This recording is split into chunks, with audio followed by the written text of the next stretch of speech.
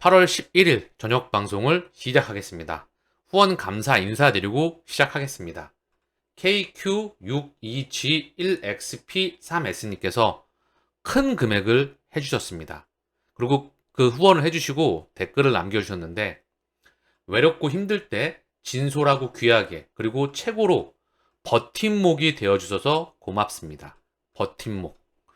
제가 부족하지만 제 자리에서 묵묵하게 평상시와 똑같이 제 길을 걸어갈 수 있도록 하겠습니다. 그리고 그게 선생님께 버팀목이 되어드린다면 저 또한 감사의 마음과 그리고 흔들리지 않고 이 길을 걸어갈 수 있도록 하겠습니다.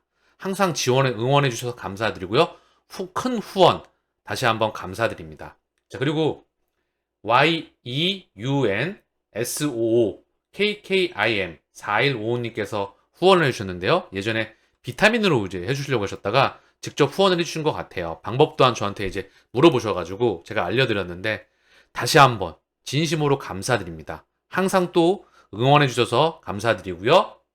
GI9IYOXT7님 이분께서도 또 후원을 해주셨습니다. 좀 전에 말입니다. 감사드리고 건강 유지하면서 평상시와 똑같이 길을 걸어갈 수 있도록 하겠습니다. 후원해주신 분들께 감사드립니다. 제미니 XRP 리플 재상장. 오늘 제미니 XRP가 재상장 되면서 여러가지 이슈가 있었죠. 가격이 일시적으로 $50까지 상승을 했었고요. 그리고 유동성 또는 시스템 리스크 또는 레버리지, 대출, 기타 여러가지 이유로 인해서 상승이 나왔던 것 같습니다. 여러가지 관심을 많이 표명받는다. 그렇게 또 이해할 수도 있겠죠. 미국 가상자산거래소 제미니가 XRP를 재상장한다. 이제부터 우리 거래소에 XRP를 입금할 수 있고 상장 지원도 이뤄질 것. 2020년 12월 XRP 상장 폐지 이후에 2년 8개월 만에 재상장하는 것이다. 그러면서 제미니는 비트코인, 이더리움, 솔라나 등 13개 네트워크를 지원한다. XRP 재상장하며 트위터에 게리 게슬러 조롱 영상을 게시하였다. 자, 제미니의 트위터입니다. 방금 언급드렸던 XRP를 재상장하면서 트위터에 게리 겐슬러 조롱 영상을 게시하였다. 그 영상을 짧은 영상이니까 20초밖에 안 되는 영상이거든요. 같이 한번 잠시 보겠습니다.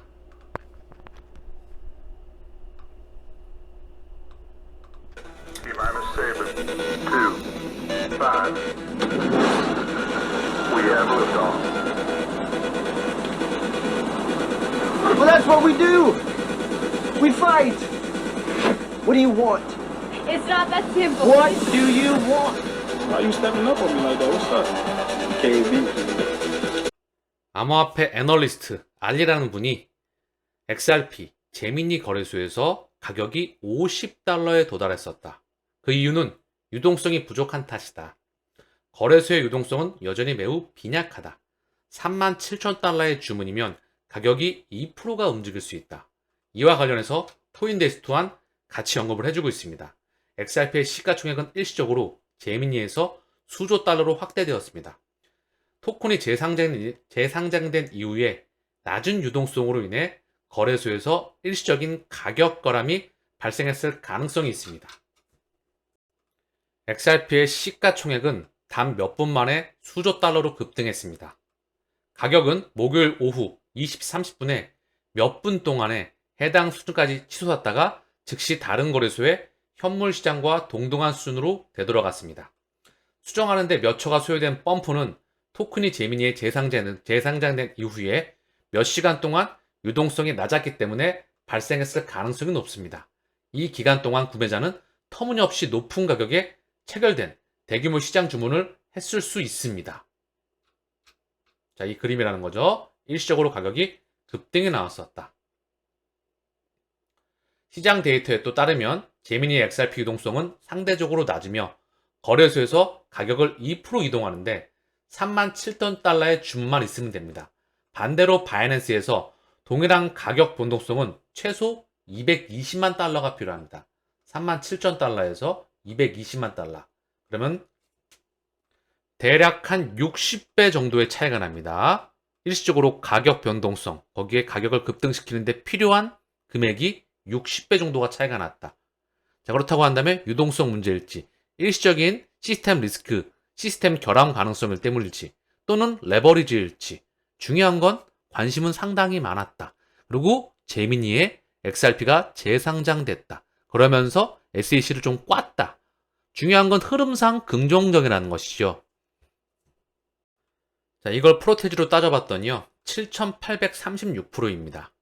자, $50. 가격이 지금 가격대에선 상당히 많이 상승한 가격이죠.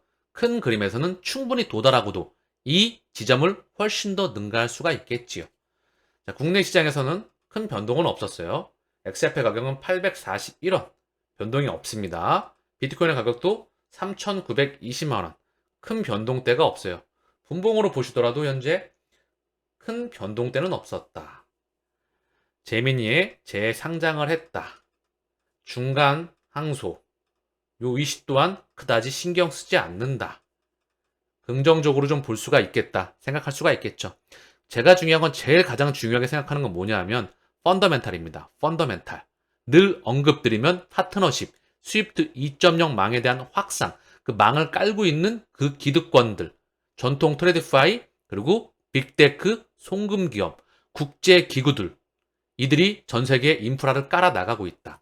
4차 산업의 혈관망을 까는 겁니다. 그 심장에 XRP와 리플 네트워크가 있다. 이 망의 국제 표준은 ISO 2002입니다. 그 관리자 그룹에 포함이 되어 있죠. 리플 넷이 말입니다. 그리고 Finance Market Infrastructure, 여기에 바로 설계를 하는 애들이 FNA입니다. 여기 또 깊은 관련이 있는 게 리플이죠. 이미 설계 작업은 끝이 났습니다. 도착지는 정해져 있다.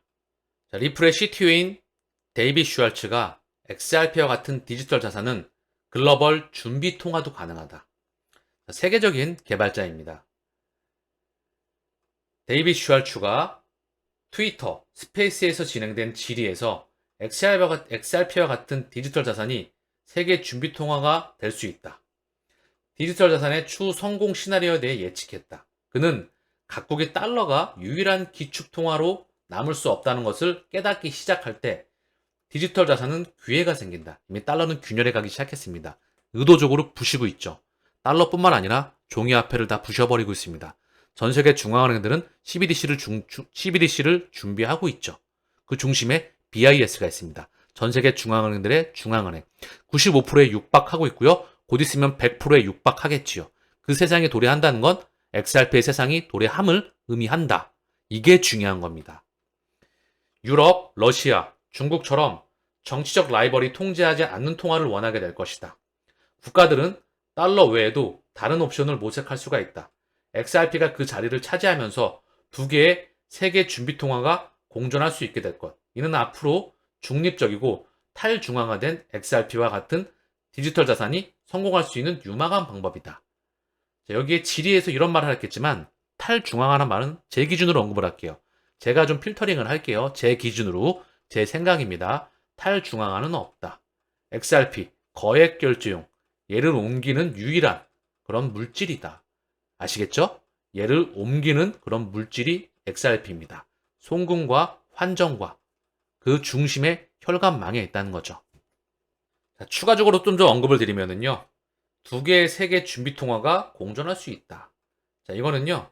스위프트 1.0, 스위프트 2.0이 공존을 하다가 1.0이 완전히 사라지게 되는 거죠. 공존하다가 사라지게 될 겁니다. 그쵸?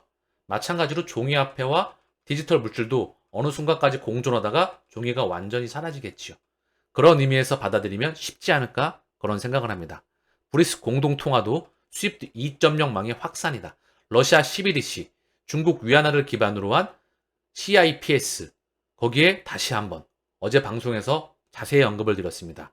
미국의 금권들, 일본의 금권들이 다 참여를 해 있더라. 그럼 뭐죠? 전 세계는 이미 다 연결되고 있다. 그걸 방송 때마다 언급드리고 있죠. 자, 그러면서 과거 7월 25일입니다. 리플 데이빗 슈왈츠가 실물자산 토큰화 잠재력 크다.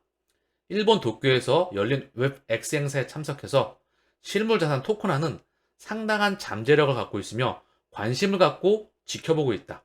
XRP 레저는 토큰화를 위해 개발된 기술로 매우 뛰어나다는 점을 강조하고 싶다. 토큰화의 중심에 XRP 레저가 있다. XRP 레저를 통해서 CBDC, 각종 스테이블 코인과 토큰, 그리고 NFT 이번 분들이 다 발행이 될 수가 있겠지요. 그쵸? 자, 그리고 중요한 부분이죠. 2022년 작년 4월 27일입니다. 데이빗 슈왈츠는 암호화폐 대규모 보급 반드시 온다. 100% 온다. 서울 신라호텔에서 진행된 대한민국 블록체인 디지털 자산을 위한 정책 프레임워크 컨퍼런스에서 암호화폐 보급화는 더 이상 가정이 아닌 시점의 문제이다. 리플은 누구나 쉽고 빠르게 저렴하게 국경 간 결제 혹은 해외 송금이 가능하도록 개발된 시스템이다. 블록체인의 발전의 가장 중요한 부분은 페이먼트, 즉 결제 부분이다. 지금 블록체인에 몰려있는 돈을 생각한다면 결제 문제를 해결하지 못하는 것은 창피한 일이다. NFT는 물론 암호화폐는 결국 시장에 팔아야 한다. 모든 블록체인 기반 애플리케이션이 구동하기 위해서는 돈의 이동이 빠르고 효율적이어야 한다. 블록체인에는 무궁무진한 기회가 존재한다. 결제, 확장성 등 문제점이 해결된다면 암호화폐의 대규모 채택은 반드시 온다. 반드시 이 세상은 도래합니다. 우리는 이 시장을 선점하고 있는 겁니다. 그러면 데이빗 슈왈츠가 언급했던 내용을 잠깐만 다시 한번 역순으로 보겠습니다. 리플 CTO 암호화폐 대규모 보급 반드시 온다. 2022년 4월 27일 2023년 7월 25일 실물자산 토큰화 잠재력 무척 크다. 자, 그리고 다시 한번 XRP와 같은 디지털 자산 글로벌 준비 통화도 가능하다. CBDC의 가운데 브릿지 연결되는 게 바로 XRP이다. 그림이 그려지시나요? 제가 왜 방송 때마다 스위프트 2.0망은 도래할 수밖에 없다. 100% 도래한다. BIS에 리플이 합류하였다. 그건 뭐죠? 수면 위로 드러났다는 걸 대중들에게 알려주는 겁니다. 그거를 이해하느냐, 인지하느냐, 못하느냐는 본인의 그 시야가, 그 내공이 있느냐, 없느냐를 좌우하겠죠. 가격에 집중하면은 결국 목적지에 도착을 못합니다. 아시겠죠? 우리는 값어치에 집중하는 사람들이다. 자, 지금 자료가요. 1991년도 7월 18일입니다. 91년 7월 18일. 데이빗 슈왈츠. 데이빗 슈왈츠가 이 분산원장, 블록체인, 이 특허에 대한 부분이죠. 보시면 유저, 연결된 유저들 보이시죠? 그리고 이게 다 연결되는 부분들. 블록체인, 분산원장. 이 부분에 대해서 1991년도 7월 18일 데이빗 슈왈츠 유나이티드 스테이트 여기에서 지금 현재 언급되고 있는 부분입니다. 뉴욕에서 상징적인 부분을 갖는다. 세계 최고의 개발자이죠. 그러나 중요한 건 저는 데이빗 슈왈츠는 개발자이죠. 설계자는 따로 있습니다. 그들의 의도를 파악하는 게 미래를 읽는 핵심이다. 저는 그리 생각합니다. 그들이 이동하고 있는 중이다. 이사하고 있는 중입니다. 우린 현재. 엄청난 메가 파동의 한 문명의 중심에 서 있습니다. 인생이 역전되는 부자에서 그지로 가거나 그지에서 부자로 가는 이 잘못된 판단으로 또는 올바른 판단으로 이 기회를 포착하고 싶다면 이 미래를 정확히 직시하시길 바랍니다.